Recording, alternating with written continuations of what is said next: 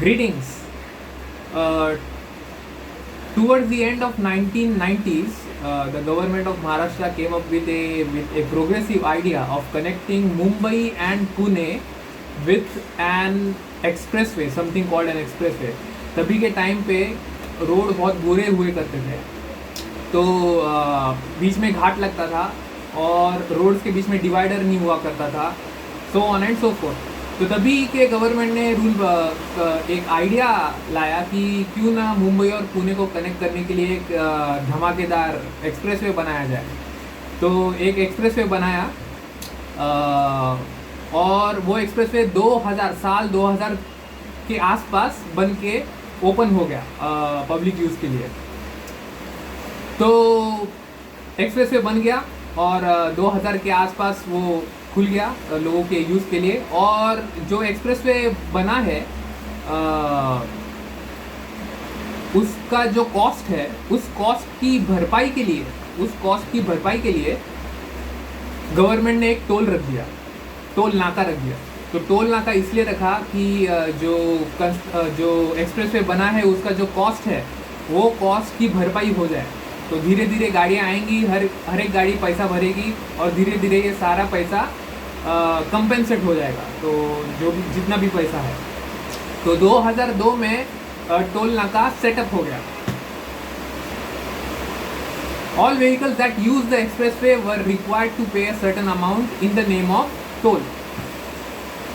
When the toll collection system was set up, it was set up with some rules. तो कुछ rules थे एकदम शुरू में जो गवर्नमेंट ने रखे टोल सिस्टम को लेकर. अभी वो रूल्स क्या थे, आइए डिस्कस करें. द रूल वॉज दैट कि जब तक अमाउंट जो एक्सप्रेसवे बनाने का खर्चा है वो खर्चा था 4300 करोड़ रुपए.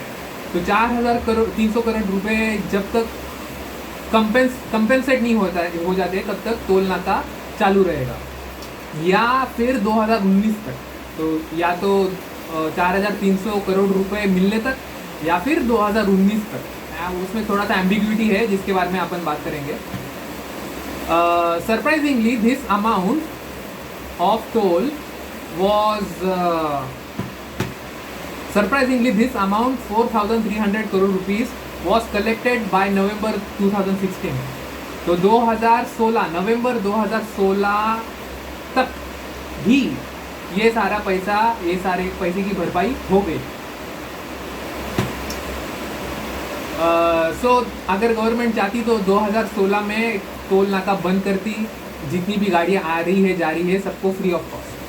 तो फ्री में गाड़ियाँ आएंगी जाएंगी 2016 के बाद. क्यों? क्योंकि ये पैसा जो टोल नाके का पर्पस था वो सेटिस्फाई हो गया है. लेकिन मान लिया जाए कि रूल में 2019 भी लिखा था, तो 2019 लिखा था तो चलो मान लिया जाए 2016 में बंद नहीं किया, तो 2019 तक तुमने कलेक्ट किया, थोड़े कुछ सैकड़ों करोड़ रुपए ज़्यादा मिल गए, कोई बात नहीं. But then it could continue to do so only up to year 2019. Only up to year 2019.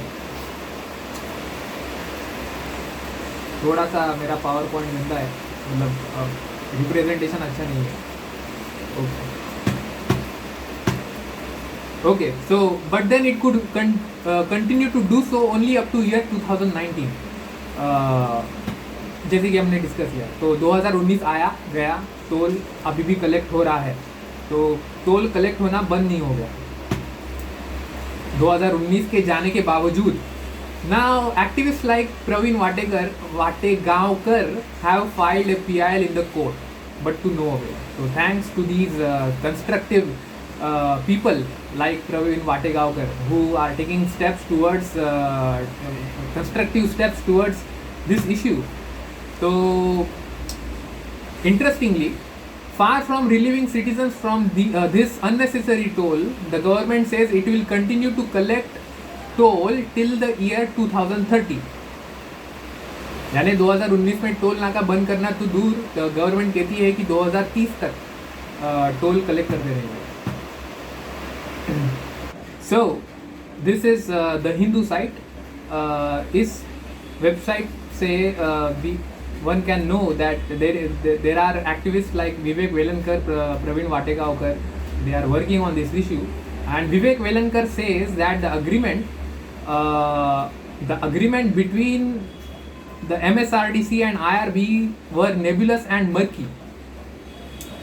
यानी जो अग्रीमेंट बनाया है उसी में एम्बिग्विटीज़ रखी है और यानी कुछ चीज़ें स्पष्ट तरीके से नहीं लिखी है. That is what ambiguity is. So that is one thing. So there are various things that can be so one thing that branches out from this is that how the government can siphon money from the people's pocket based on ambiguities on paper. तो paper पे जो ambiguities है उसके आधार पे कैसे public से पैसे लिए जा सकते हैं is one thing that comes out of this. Second thing is there can be various reasons why the toll naka should continue. यानी कुछ लोग कह सकते हैं कि जो एक्सप्रेसवे है उसको ब्रॉडन करना है, जो 4 लेन है उसका 8 लेन बनाना है, तो उसके लिए जो एक्सपांशन होएगा उसके लिए पैसे लगेंगे and for that reason the toll naka should continue. That is one reason. Second reason, expressway को मेंटेन करने के लिए भी पैसे लगते हैं, तो वो मेंटेन करने के लिए जो पैसे लगते हैं वो पैसे आएंगे टोल से. तो इसलिए टोल नाका कंटिन्यू रहना चाहिए.